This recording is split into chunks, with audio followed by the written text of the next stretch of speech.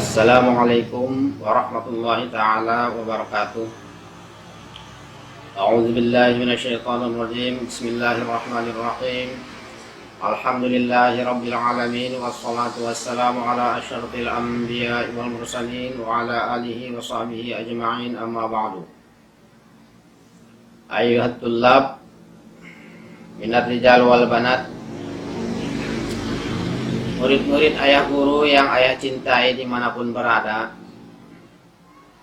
di sekitar Jabodetabek. Pada kesempatan ini kita belajar sesuai dengan anjuran pemerintah, yaitu belajar di rumah melalui sarana internet. Walaupun begitu, kita berharap kepada Allah Subhanahu wa Ta'ala supaya memberikan berkah yang sama walaupun melalui internet dalam berkah thalabul ilmi. Ayuhat tullab, pelajar Darul Amir, pesantren Darul Amir, Kampung Periuk, Kecamatan Rajek, Tangerang, khususnya kelas 3.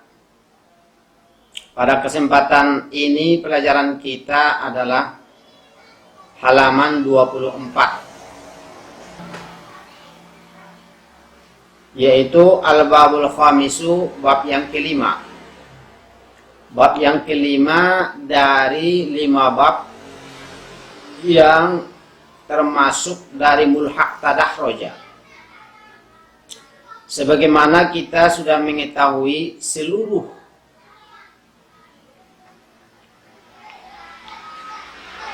tasrif-tasrif yang ada di ilmu sorof itu berjumlah 35 bab. Di antaranya 5 bab adalah mulhaq tadahroja. Dan kita sudah membaca mulai dari bab yang pertama, yaitu bab tafa'lul. Bab yang kedua adalah bab tafawul. Bab yang ketiga adalah bab tafa'ul. Bab yang keempat adalah bab tafawul. Sekarang kita masuk ke bab yang kelima dari mulhaq tadahroja. Al-Babul Khamisu, bab yang kelima. Tafa'la yatafa'li tafa'lian. Tafa'la yatafa'li tafa'lian. Nah, jadi bab yang kelima ini adalah bab tafa'lian, yaitu mulhaq tadahroja. Kenapa dinamakan dengan mulhaq tadahroja? Karena masdarnya sama dengan masdar dari bab tadahroja. Karena tadahroja itu adalah tafa'lala yatafa'lalu tafa'lulan. Sehingga karena sama masdarnya, sehingga dia diilhaqkan, disamakan hukumnya dengan bab tadahroja. Al-Babul Khamis, bab yang kelima, tafa'la yatafa'li tafa'lian, yaitu bab tafa'lian. Mauzunuhu, yang ditimbangnya, tasalqa yatasalqi tasalqian. Kita perhatikan, timbangannya adalah tafa'la yatafa'li tafa'lian. Mauzunuhu, yang ditimbangnya, tasalqa yatasalqi tasalqian. Wa alamatuhu, dan pertandanya bab tafa'lian. Karena sesuatu itu pasti ada tandanya. Kita mengenal seseorang dengan tanda, begitu juga di dalam segala hal. Termasuk dalam hal ini, bab yang kelima daripada bab mulhaq tadahroja adalah bab tafa'lian, yang timbangannya adalah tafa'la yatafa'li tafa'lian. Yang ditimbangnya salah satunya adalah tasalqa yatasalqi tasalqian. Bagaimanakah pertandanya? Wa alamatuhu, dan pertandanya bab tafa'lian ayyakuna madhihi ala khamsati ahrufin, bahwa ada fi'il madinya bab tafa'lian itu ala khamsati ahrufin, terdiri atas 5 huruf. Wa alamatuhu, dan alamatnya, pertandanya bab tafa'lian, ayyakuna madhihi ala khamsati ahrufin, bahwa ada fi'il madinya bab tafa'lian ala khamsati ahrufin, terdiri atas 5 huruf. Bi ziyadati ta'i fi awwalihi, dengan menambah huruf ta fi awwalihi, pada awalnya fi'il madi, wal ya'i fi akhirih, dan menambah huruf ya pada akhirnya fi'il madi, sehingga yang asalnya fa'ala menjadi tafa'laya. Nah, itulah sebagai alamat atau pertanda daripada bab tafa'lian. Wa bina'uhu, dan binanya daripada tafa'lian, bab tafa'lian adalah lil lazimi, bagi fi'il lazim, bagi fi'il lazim. Fi'il lazim yaitu fi'il yang tidak sampai perbuatan orang yang berbuat pekerjaan itu kepada maf'ulun bih, sebagaimana pelajaran di awal, di mana pelajaran di awal telah dijelaskan mengenai ada fi'il muta'addi, ada fi'il lazim. Di mana fi'il muta'addi itu adalah huwa ma yatajawazu fi'lul fa'ili ilal maf'ulun bih, ialah kalimat fi'il yang melampaui ia kalimat fi'il, yang melampaui ia fi'lul fa'il, pekerjaan orang yang memperbuat, ilal maf'ulun bih, sampai kepada maf'ulun bih. Artinya kalau di dalam susunan bahasa Indonesia yang kata kerjanya membutuhkan pelengkap penderita, sebaliknya atau yang dinamakan dengan lazim, huwa malam yatajawaz fi'lul fa'ili ilal maf'ulin bih, ilal maf'uli bih, bal waqa'a fi nafsihi. Wal lazim, dan yang dinamakan dengan lazim ialah kalimat yang fi'il yang tidak melampaui perbuatan orang yang memperbuat sampai kepada maf'ulun bih. Bal waqa'a fi nafsihi, bahkan terjadi ia perbuatan fi nafsihi, pada dirinya, pada dirinya orang yang memperbuat. Artinya kalau di dalam susunan kalimat bahasa Indonesia, kata kerja yang tidak sampai atau yang tidak ada pelengkap penderitanya, nah itu namanya fi'il lazim. Misalnya kalau dalam bahasa Arab, misalnya zahaba Zaidun, hanya terdiri di antara susunan fi'il dan fa'il. Zahaba fi'ilnya, Zaidun fa'ilnya.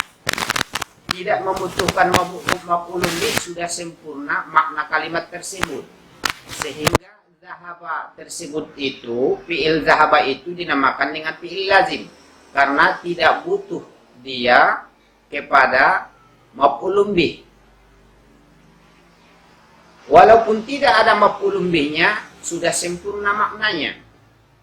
Kecuali fi'il muta'addi.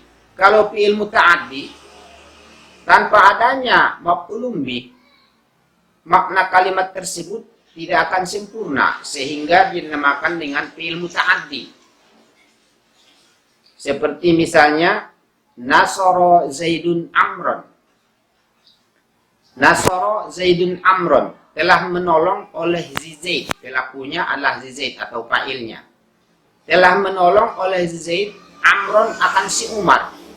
Nah, si Umar itu di dalam susunan tata bahasa Arab itu sebagai maf'ulun bih. Atau kalau di dalam susunan kalimat bahasa Indonesia, dia itu adalah sebagai pelengkap penderita. Sehingga tanpa adanya pelengkap penderita di dalam kalimat nasoro, itu tidak sempurna makna nasoro itu, sehingga dia dinamakan dengan fi'il muta'addi yang butuh kepada maf'ulun bih supaya sempurna maknanya. Karena nasoro Zaidun Amron misalnya telah menolong oleh si Zaid akan si Umar. Jadi kata-kata menolong itu adalah fi'il muta'addi, berbeda dengan zahaba. Karena zahaba itu pergi. Nasoro menolong, zahaba pergi. Kalau menolong itu harus ada yang ditolong. Sehingga perbuatan kerja tolongan itu kepada orang lain, yaitu perlu pelengkap penderita. Tetapi kalau zahaba pergi, tidak di dalam susunan bahasa Arab tidak butuh dia kepada maf'ulun bih, sudah sempurna maknanya. Karena zahaba itu kalimat zahaba yang artinya pergi tidak sampai kepada maf'ulun bih. Bahkan perbuatan zahaba itu jatuh kepada si fa'il, si yang memperbuat pekerjaan pergi, telah pergi oleh si Zaid. Sehingga zahaba di dalam ilmu sorof itu dinamakan dengan fi'il lazim. Kalau nasoro adalah fi'il muta'addi yang butuh kepada maf'ulun bih. Nah, jadi di sini tadi kita telah baca di bab yang kelima, yaitu bab tafa'la ya tafa'ni tafa'lian. Binanya adalah lil lazimi, bagi fi'il lazim. Jadi khusus bab tafa'lian ini adanya dia di fi'il lazim yang tidak butuh kepada maf'ulun bih untuk menyempurnakan maknanya. Nahu seumpama tasalqa Zaidun. Tasalqa Zaidun. Apa makna tasalqa Zaidun? Nama ala qafahu. Artinya telah tidur ia di atas pundaknya. Sehingga tasalqa Zaidun adalah tidur di atas pundak oleh si Zaid. Ya. Tidur di atas pundak oleh si Zaid. Artinya tidur telentang. Tasalqa Zaidun. Nah, itulah bab yang kelima daripada mulhaq tadahroja, yaitu bab tafa'lian. Yang ditimbangnya adalah tasalqa ya tasalqi tasalqian. Kalau kita misalnya mau melanjutkan tasrifnya itu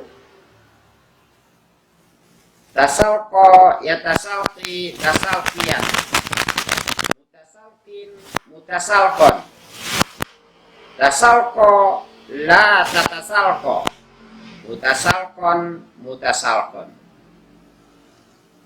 Sekali lagi, tasalqa ya tasalqi tasalqian. Itulah fi'il madi, fi'il mudhari dan masdarnya. Mutasalqin itu adalah isim fa'ilnya, bahwa mutasalqin, mutasalqon, wazaka mutasalqon, wazaka mutasalqon. Karena dia fi'il lazim harus dimuta'addikan dengan jar majrur, mutasalqon. Karena timbangan isim maf'ul. Fi'il lazim ditimbangkan kepada isim maf'ul harus dimuta'addikan dengan jar majrur, sehingga isim maf'ulnya itu adalah mutasalqon bih. Tasalqa, nah, itu adalah timbangan fi'il amarnya, La tatasalqa, nahi, fi'il nahi, mutasalqon isim zaman sama isim makannya.